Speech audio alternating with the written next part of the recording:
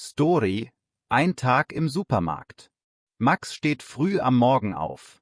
Die Sonne scheint durch das Fenster. Er streckt sich, gähnt und denkt: Heute muss ich viel einkaufen. Max frühstückt schnell.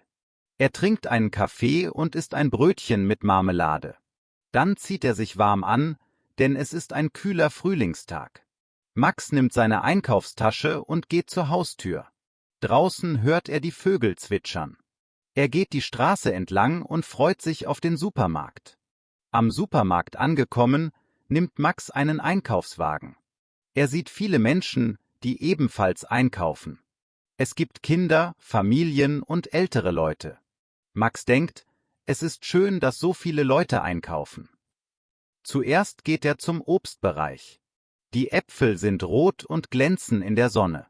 Er sagt laut: Ich kaufe 5 Äpfel und 4 Bananen. Neben ihm schaut ein kleiner Junge die Äpfel an. Max lächelt und sagt: Möchtest du auch einen Apfel? Der Junge nickt und die Mutter bedankt sich bei Max. Dann geht Max zum Gemüse. Er wählt frische Karotten, rote Tomaten und grünen Salat. Er schaut die Preise und sagt leise: Heute kaufe ich nur das Beste für mein Abendessen. Max geht weiter zu den Milchprodukten. Er nimmt Milch, Käse und Joghurt. Er überlegt: Vielleicht mache ich morgen ein Frühstück mit frischem Obst und Joghurt. An der Kasse steht Max in einer langen Schlange. Vor ihm sind eine Frau mit einem kleinen Kind, ein Mann mit vielen Getränkeflaschen und ein Student mit Brot und Gemüse.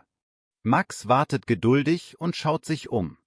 Er sieht die bunten Verpackungen und denkt: Die Menschen hier kaufen jeden Tag so viel.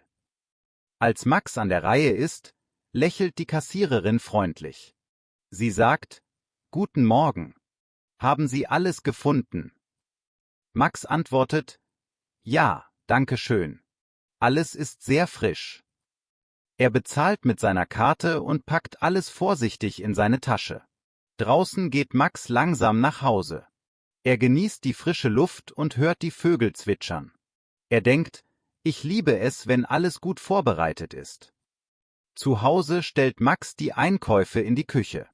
Er legt die Äpfel in eine Schale und den Salat in den Kühlschrank. Dann beginnt er zu kochen.